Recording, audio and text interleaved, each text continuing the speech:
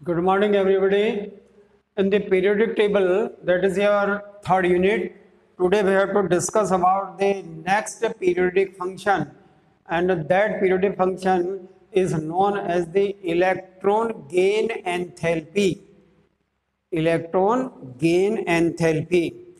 अब इसका जो मीनिंग है वो बिल्कुल क्लियर है और यहाँ आप इसमें बता सकते हैं कि इलेक्ट्रॉन गेन अर्थात कोई न्यूट्रल एटम जो है वो अपनी आइसोलेटेड स्टेट में जब इलेक्ट्रॉन को गेन करता है, उसके संयोजक कक्ष में इलेक्ट्रॉन की प्राप्ति करता है, तो उसमें जो ऊर्जा का परिवर्तन है, ऊर्जा या तो दी जाएगी या ऊर्जा ली जाएगी, तो ऊर्जा परिवर्तन जो है उसी को हम बोल देते हैं इलेक्ट्रॉन गेन एंथैल्पी। तो ये न्यूट्रल होना चाहिए, आइसोलेटेड होना चाहिए, गैसियस स्टेट में होना चाहिए और तब फिर वो उसके वैलेंस शेल में इलेक्ट्रॉन को गेन करे, तो इसको हम बोलेंगे इलेक्ट्रॉन गेन एंथैल्पी। तो ये भी एक प्रकार की ऊर्जा है। तो इस ऊर्जा का जो डिनोशन है वो हम इस प्रकार से करते हैं, डेल्टा ई जी एच। ई जी का मतलब यहाँ पे इलेक्ट्रॉन गेन ये कहलाता है, ठीक है। तो उदासीन गैसीय विलगित परमाणु में इलेक्ट्रॉन को ग्रहण करके ऋणायन बनाना, इलेक्ट्रॉन को ग्रहण करके ऋणायन बनाना या उसको परिवर्तित करना, उसके ऊपर जो ऊष्मा परिवर्तन होता है उसी को इलेक्ट्रॉन गेन एंथैल्पी कहा जाता है। जैसे ये एक्स है, इसने इलेक्ट्रॉन को गेन किया, ये एक्स नेगेटिव बना, तो S negative plus delta H, ये जो एच है वो अब बन जाएगा यहाँ पे ई जी, ठीक है। तो ये इसको इक्वेशन के रूप में गेन एंथैल्पी को इस तरह से भी हम पढ़ सकते हैं। अब इलेक्ट्रॉन गेन एंथैल्पी जो है वो दो प्रकार से होती है। इसके काइंड्स देखिए। इस काइंड्स में सबसे पहले आप ये एक्सोथर्मिक और एंडोथर्मिक, तो एक्सोथर्मिक और दूसरी कैटेगरी होती है एंडोथर्मिक। तो एक्सोथर्मिक इलेक्ट्रॉन गेन एंथैल्पी और एंडोथर्मिक इलेक्ट्रॉन गेन एंथैल्पी। इसमें क्या होता है कि जो ऊष्माक्षेपी अर्थात जो एक्सोथर्मिक ऊष्माक्षेपी कहते हैं, और इसमें जो है वो यहाँ प्लस में होगा, अर्थात जैसे ये एक्स है, इलेक्ट्रॉन गेन किया, एक्स नेगेटिव बना, तो यहाँ प्लस डेल्टा ई जी एच लिखेंगे। जब प्लस डेल्टा ई जी एच लिख दिया है आपने, तो ये एक एक्सोथर्मिक इलेक्ट्रॉन गेन एंथैल्पी बन जाएगी। और जब इसी को आप इस तरह से लिखें कि x plus electron is equal to X negative, अब यहाँ पे प्लस साइन ना हो करके यहाँ पे आएगा माइनस डेल्टा ई जी एच। तो ये साइन का ही अंतर है, पॉजिटिव नेगेटिव। तो पॉजिटिव गेन एंथैल्पी और नेगेटिव गेन एंथैल्पी, तो एंडोथर्मिक में ये माइनस में होता है और एक्सोथर्मिक में ये प्लस में होता है, ये चिन्ह प्लस में होगा। तो इस तरह से जो आपके इलेक्ट्रॉन गेन एंथैल्पी है ये दो प्रकार की होगी, पॉजिटिव और नेगेटिव। इसके लिए जैसे आप उदाहरण बता सकते हैं कि फ्लोरीन का परमाणु जो है वो जब एक इलेक्ट्रॉन को ग्रहण करके फ्लोरीन नेगेटिव बनाएगा तो उसे -3 to 8 किलो जूल पर मोल, ये इसका एक एग्जाम्पल है। अब इसमें देखिए कि प्रथम डेल्टा ई जी हमेशा धनात्मक होता है। The first gain enthalpy, first electron gain enthalpy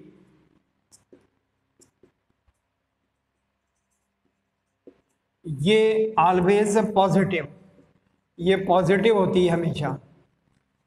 जब किसी भी उदासीन परमाणु में उसके संयोजक कक्ष में आप इलेक्ट्रॉन को भेज रहे हैं, तो उस समय जो है ये इलेक्ट्रॉन जो है वो वैलेंस शेल गेन करेगा और उस समय जो ऊर्जा का जो परिवर्तन होगा तो वो आपकी फर्स्ट गेन एंथैल्पी के नाम से जानी जाएगी। ये प्रथम जो है वो गेन एंथैल्पी कहलाती है। तो प्रथम जो है वो हमेशा धनात्मक होती है और जो सेकंड होती है, सेकंड गेन एंथैल्पी, ये हमेशा नेगेटिव होती है। ये आपको ध्यान रखना पड़ेगा। जैसे अगर हम कहें कि ऑक्सीजन का एक परमाणु है, तो ऑक्सीजन का एक परमाणु जब एक इलेक्ट्रॉन गेन करेगा वो O माइनस बनाएगा। उसके बाद फिर O माइनस जो है फिर एक इलेक्ट्रॉन और गेन करेगा, तो फिर वो बन जाएगा आपका सेकंड गेन एंथैल्पी। तो जो ऑक्सीजन की जो फर्स्ट गेन एंथैल्पी है, इसको आप इस तरह से बता सकते हैं कि O plus electron is equal to O negative. ठीक है, ये आपका पॉजिटिव होगा, इसको हम धनात्मक साइन, अर्थात ये एक्सोथर्मिक हो गई। और जैसे ही आपने O नेगेटिव को प्लस इलेक्ट्रॉन लिया, उसके बाद आपने O नेगेटिव 2 बना दिया, ये दो ऋणावेश हो गए। तो ये फर्स्ट इलेक्ट्रॉन गेन एंथैल्पी, ये सेकंड इलेक्ट्रॉन गेन एंथैल्पी। तो सेकंड वाली जो है वो नेगेटिव होगी और जो पहले वाली है वो पॉजिटिव हो जाएगी। ठीक है, आवर्त सारणी में 18वें समूह का जो वर्ग है, जिसे हम यहाँ पे इनर्ट गैसेस जैसे helium, neon, argon, krypton, xenon, ये सर्वाधिक धनात्मक प्रकृति का होता है। आपसे पूछा जाए कि आवर्त सारणी में कौन से तत्व अधिक इलेक्ट्रॉन गेन एंथैल्पी के होते हैं, तो वो एग्जाम्पल होगा आपका हीलियम, नियॉन, आर्गॉन। तो वहाँ पे कारण क्या है, कारण आप स्पष्ट बता सकते हैं, क्योंकि उनके बाह्यतम कक्ष, उनका संयोजक कक्ष जो है वो पूर्ण होता है, अतः वह इलेक्ट्रॉन को ग्रहण नहीं करता। और जब इलेक्ट्रॉन ग्रहण नहीं करेगा तो आपको उसमें जबरदस्ती इलेक्ट्रॉन वो प्रवेश कराने होंगे। तो वो इनर्ट गैसेस के परमाणु जब इलेक्ट्रॉन को ग्रहण करेंगे तो उस समय अत्यधिक ऊर्जा की आवश्यकता होगी, ऊर्जा की आवश्यकता होगी। जब ऊर्जा की आवश्यकता होती है उसको वो बन जाता आपका धनात्मक। तो डेल्टा Eg को प्रभावित करने वाले फैक्टर कौन कौन से हैं। अब हम कारकों के बारे में पढ़े कि what are the different factor which affect the electron gain enthalpy. तो सबसे पहला फैक्टर आपका ZeF। तो कहेंगे कि ZeF जैसे जैसे बढ़ेगा, ठीक है, तो फिर इलेक्ट्रॉन गेन एंथैल्पी भी बढ़ती चली जाएगी। तो ये कहाँ पे बढ़ता है, आवर्त में, बाईं से दाईं ओर। तो बाईं से दाईं ओर ZeF बढ़ता है। यही कारण है कि इलेक्ट्रॉन गेन एंथैल्पी बाईं से दाईं चलने पर आवर्त में बढ़ती है। ठीक है, उसके बाद देखिए atomic size number 2, atomic size. तो परमाणु के आकार में वृद्धि जब होती है तो फिर गेन एंथैल्पी डिक्रीज होती है। तो यहां पर इन्वर्सली प्रोपोर्शनल का वो रिलेशन बन गया। परमाणु के आकार और गेन एंथैल्पी के मध्य जो रिलेशन है वो किस प्रकार का हो गया, इन्वर्सली प्रोपोर्शनल। गेन एंथैल्पी बढ़ेगी तो फिर ये ZeF का मान बढ़ेगा, ZeF का मान घटेगा तो गेन एंथैल्पी। तो इस तरह से आप ये बता सकते हैं इन्वर्सली प्रोपोर्शनल। एक होता है आपका सिग्मा। तो ये दोनों ही जो है वो सिग्मा एटॉमिक साइज जो होता है, ये भी आपके electron gain enthalpy directly proportional to the ZeF। और इसी तरह से नंबर 3 जो है वो हमारा स्क्रीनिंग इफेक्ट कहलाता है, परिरक्षण प्रभाव, स्क्रीनिंग इफेक्ट।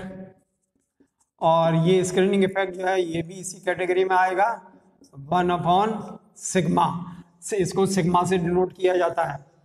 तो इस तरह से ये इनके बीच में संबंध। और परिरक्षण प्रभाव जो होता है वो ऊपर से नीचे की ओर इंक्रीज होता है, जबकि वो आवर्त में वो डिक्रीज होता है। अर्धपूर्ण और पूर्ण कक्षक के मान पे डेल्टा EgH जो हमारी इलेक्ट्रॉन गेन एंथैल्पी है वो मान हमेशा कम रहेगा। अब इसकी पीरियोडिसिटी पढ़िए आप। पीरियोडिसिटी तो पीरियोडिसिटी में सबसे पहले कि आप लेफ्ट टू राइट माएंगे तो ये घटेगा। Number 1 left to the right, तो ये हो गया आपका डिक्रीज, ये घटती है। तो बाईं से दाईं ओर बढ़ने पर ये घटती है, लेफ्ट टू राइट ये इंक्रीज होगी। ये टॉप टू बॉटम है, इसको थोड़ा करेक्ट कर लीजिए। ये यहाँ पे इंक्रीज होगी, इंक्रीजेस। और ये हमारा पीरियड में हुआ, अर्थात आवर्त सारणी का पीरियड। अब आपसे पूछा जाए कि ग्रुप में इसका क्या ट्रेंड है, तो ग्रुप में जो है ना वो टॉप टू बॉटम, तो टॉप टू बॉटम ऊपर से आप नीचे की ओर चलेंगे तो ये हो जाएगी डिक्रीज। क्यों हो गई डिक्रीज? क्योंकि यहाँ पर टॉप टू बॉटम आवर्त सारणी में जो साइज ऑफ द एटम है वो इंक्रीज होता है, तो साइज इंक्रीज होगा तो गेन एंथैल्पी डिक्रीज हो जाएगी, ये इसका कारण रहा। अब कुछ अपवाद के तौर पे है कि नाइट्रोजन, फास्फोरस, नियॉन की जो ये गेन एंथैल्पी है ये धनात्मक होती है, तो उसका कारण आप बताएंगे कि ये धनात्मक क्यों हो गई। कारण कि इनमें या तो पूरे कक्ष भरे हुए हैं अथवा वो अर्धपूर्ण में है। तो नाइट्रोजन जो है ना, फास्फोरस दोनों में ही NH2P3 NS आपके 2P3 वाली, तो नाइट्रोजन की गेन एंथैल्पी जो है वो पॉजिटिव क्यों हो गई, उसका कारण आप बताएंगे कि नाइट्रोजन जो है वो 2S2P3 अर्थात ये हाफ हो गया, तो हाफ फील्ड कंडीशन में होने के कारण इसकी गेन एंथैल्पी धनात्मक प्रकृति की होती है। नाइट्रोजन की धनात्मक जबकि ऑक्सीजन की ऋणात्मक। तो ऑक्सीजन की ऋणात्मक क्यों हो जाएगी? क्योंकि इसमें 2S2P4 होगा, तो 2S2P4 होने के कारण वो आपके नेगेटिव। सेकंड ग्रुप जो हमारा beryllium, magnesium, calcium, strontium, barium है, इनकी जो गेन एंथैल्पी है वो हमेशा धनात्मक होती है क्योंकि इनको इलेक्ट्रॉन को जोड़ने पर ऊर्जा देनी पड़ती है। तो जब ऊर्जा का अवशोषण होगा तो धनात्मक, ऊर्जा का एक्सक्रीशन होगा तो वो ऋणात्मक।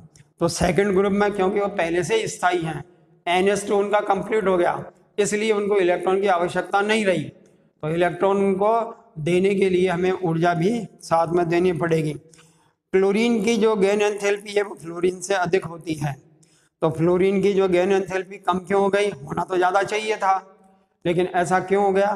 तो उसका कारण आप बताएंगे कि फ्लोरीन का जो इलेक्ट्रॉन क्लाउड है बहुत ही कॉम्पैक्ट होता है, तो आने वाले इलेक्ट्रॉन का वो प्रतिरोध करते हैं, ठीक है, और उस प्रतिरोध के कारण हमें ऊर्जा देनी पड़ती है, इसलिए ये पॉजिटिव हो गया।